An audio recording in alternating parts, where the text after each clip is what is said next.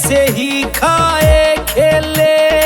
सीधे सच्चे बालक से हम भोले बाबा के चले।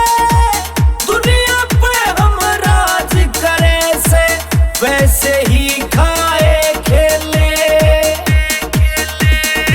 भोले शंकर के भक्तों का, भोले शंकर के चेलों का इस दुनिया पे राज रहा।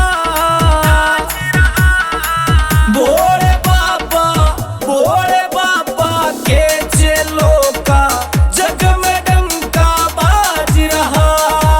भोले बाबा के चेलों का जग में डंका बाज रहा।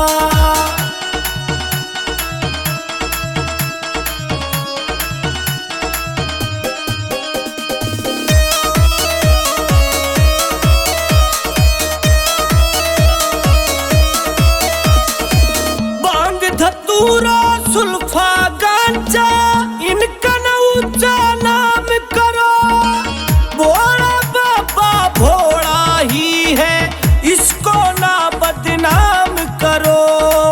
भांग धतूरा सुल्फा गांजा इनका न ऊंचा नाम करो।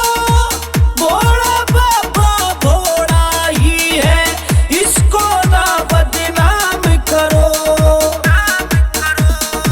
सारे बदन पे बस में बबूती, सारे बदन पे बस में बबूती, माथे चंदा साजरा। भोले बाबा के चेलों का जग में डंका बाज रहा। भोले बाबा के चेलों का जग में डंका बाज रहा।